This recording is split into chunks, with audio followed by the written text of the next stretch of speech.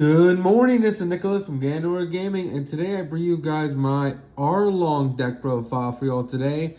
I finally found a build I'm pretty happy with. I've been trying to build this leader for the longest time, ever since this leader came out in OP03, but I think there's finally enough good trigger monsters in the game that this leader might actually be potentially meta. He is basically Blue Dolphy 2.0. So if you don't know, there's 3 monsters in the game that have this basic effect where you put 2 Dawn, swing 1 in order to summon out a character. So Blue Dolphy summons from deck.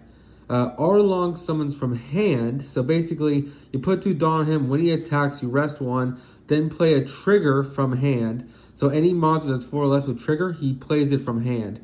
Now, unlike Dolphy that has to come out rested, you can play him active, which is kind of insane. So you can go with basically 7 at face effect, play a cracker directly from the hand for free, which is pretty good. Now, the downside is it is coming from hand, so it is a lack of resource, because unlike Dolphy, who summons from deck, you gotta summon from hand. So that's like the worst place you can summon a monster, because unlike the other third leader that does this, which is Gecko Moria summons from grave.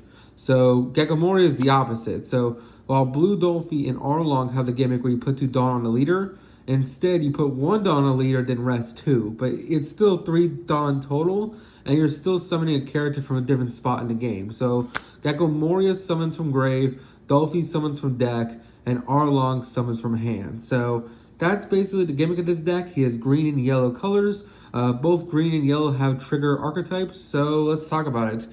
First things first, we're playing the best monster, at least when it comes to the boss monsters. For green, that being 10-drop Dolphy. This card's still going to be a staple going forward in green decks. This card is absolutely insane.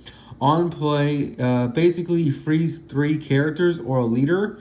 So basically, let's say they have a leader rested and 2 units rested. You can freeze all 3 of them, or you can freeze 3 characters that are rested, which is pretty insane. He's a 10-drop. Playing multiple of them in a turn is just absolutely devastating. You go 10-drop, 10-drop, 10-drop. You can just win games off that.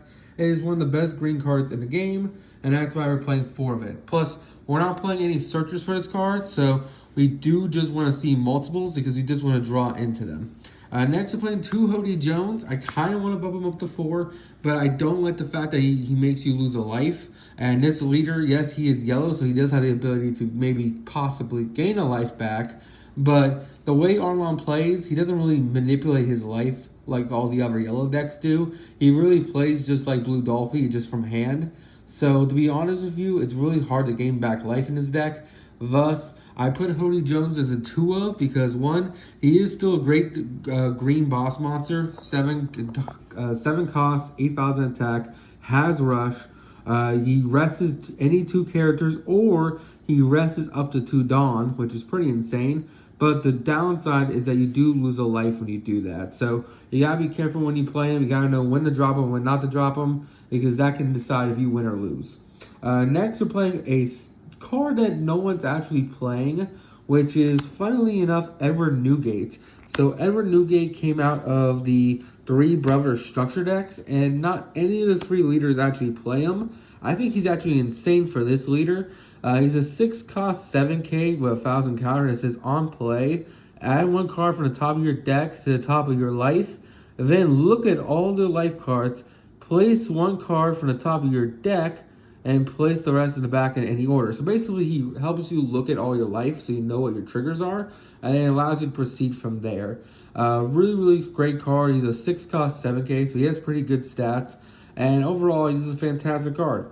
Next, we're playing a really cool East Blue tech, that being Django. So Django is actually only been seen in, of course, our lovely, lovely East Blue leader, that being, of course, our Kuro decks.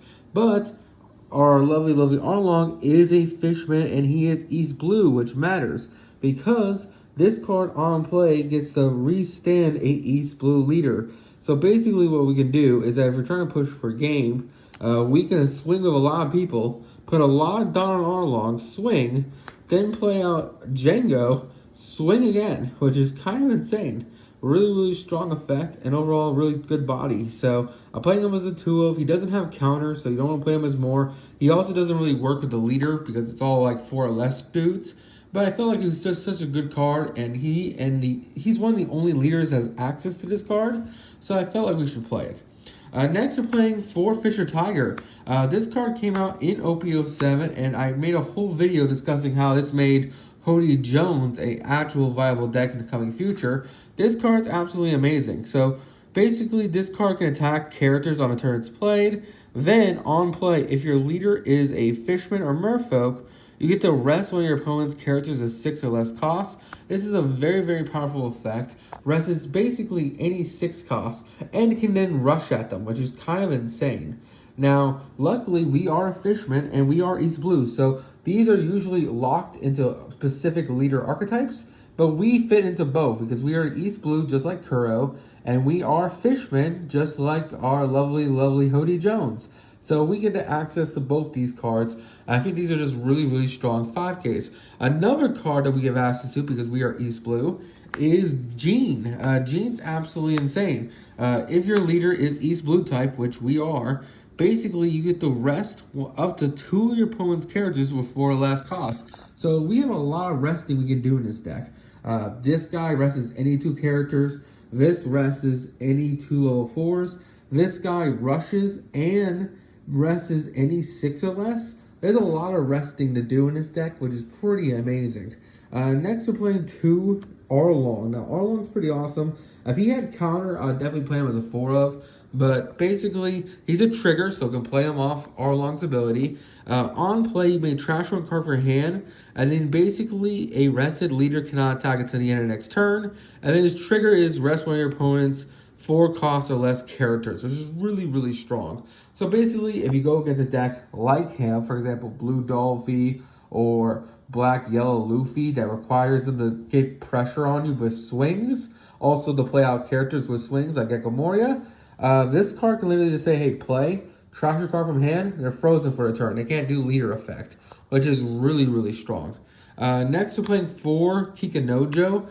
This card's absolutely amazing. If this card dies and you have 3, or if your opponent has 3 or less life, you basically get to regain a life, which is absolutely amazing. Also, it is a trigger. If you have 3 or less life, play it. Do not need to discard any cards. And we can also just cheat off from hand with leader ability. So we can literally swing for 7, play a Kikanojo directly from the hand on a 3-dawn turn. And we have a free 6K that will just, when dying, give us life, which is absolutely insane.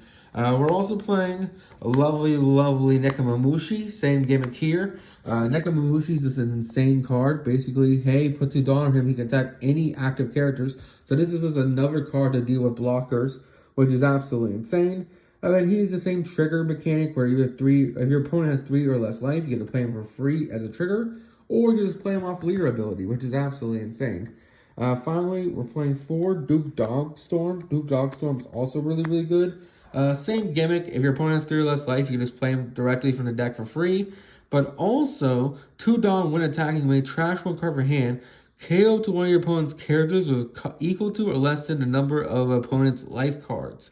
So basically, because we can cheat them out very early, we can actually KO some really good cards with the Duke, which is really good. Now, I know his name is Inuyarashi, but I always call him Duke Dogstorm because that is his nickname, like he is Cat Viper, which is just absolutely amazing. Now, here's an interesting engine I've also added from OP07, so you can all tell me in the comments what you think, but I'm also playing a Vegapunk engine, so I'm not playing too many of these guys, I'm testing them out, but the idea is that they're all trigger monsters, even though we do not benefit off their triggers, because we need to be Egghead Highland in order to do them.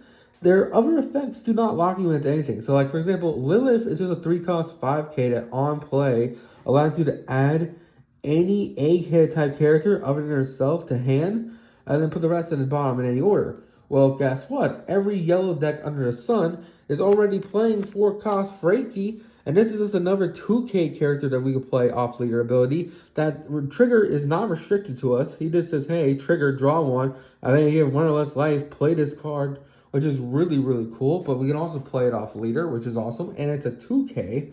And then we're also playing lovely Edison. So Edison's really great in this deck because it actually filters out our hand really well. Because yes, we don't get the trigger effect, but on play, if you have 2 or less life, draw 2, then trash 2 from hand. This deck's a 4 life leader. It's not that hard to get to down to 2 life. And basically, this is just a 4 cost 5k 2k that we can play off leader ability. And both these cards are just 2ks that are searchable off Lilith, which is absolutely insane. And then finally, we're playing 2 Crackers, and we're playing lovely 2 Smoothies. Now, I probably would just play 4 Cracker and cut the Smoothies, but I like the idea that Smoothie can boost herself with her effect. Basically, when attacking, you may add a top card or bottom card of your life to hand. This card gains 2,000 power, so it becomes a 7k. And then Cracker, of course, does double attack, and it gains power if you have less life than your opponent. It gains 1,000 power and double attack. So both cards are absolutely insane. The only reason why I'm playing 2-2 is that they're the only triggers in our deck that require a discard in order to play them. Thus, I don't want too many of them because if you discard your whole hand, this deck doesn't really gain advantage back. Unlike cards like blue and purple that like draw and draw. Yellow doesn't really have access to draw power. This Edison, I'm hoping, helps that. And I think that just playing these at 2 are pretty decent. So yeah, this is my interesting deck list for our lovely Arlong leader. I'm still working on the ratios. I might do an update with more cards. I'm still testing out the things, but overall, I'm really happy with the results. I think this deck has potential, so I hope you all enjoy. Don't do anything stupid. I'll see you on the next one. Bye-bye.